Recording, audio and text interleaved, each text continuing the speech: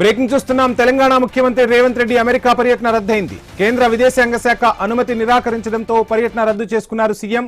ప్రస్తుతం రేవంత్ లండన్ పర్యటనలో ఉన్నారు. ముందుగా నిర్ణయించిన షెడ్యూల్ ప్రకారం ఈ నెల 23న లండన్ నుంచి అమెరికా వెళ్లాల్సి ఉంది. ఈ నేపథ్యంలో లండన్ నుంచే హైదరాబాద్ కు తిరిగి రానున్నారు తెలంగాణ సీఎం.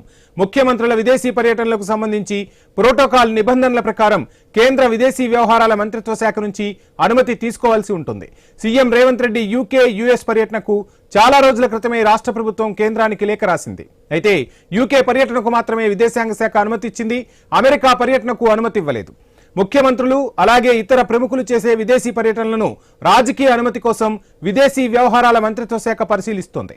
అలాంటి పర్యటనల సందర్భంగా ప్రతిపాదించే కార్యక్రమాలు సంబంధిత వ్యక్తి నిర్వహిస్తున్న పదవికి, పర్యటన ఉద్దేశానికి తగినట్లుగా ఉండాలి.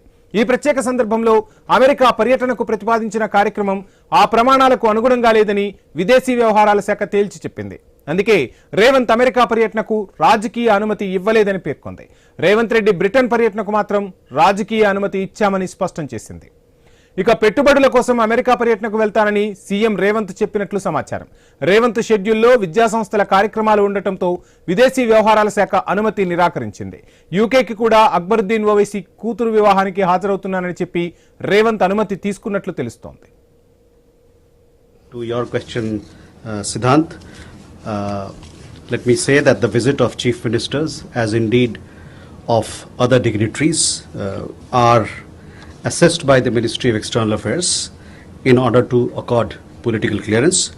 The program proposed in such cases should be appropriate to the office held and the purpose of the visit. In this particular case, that was not so in respect of the United States, and therefore the clearance was denied, not given.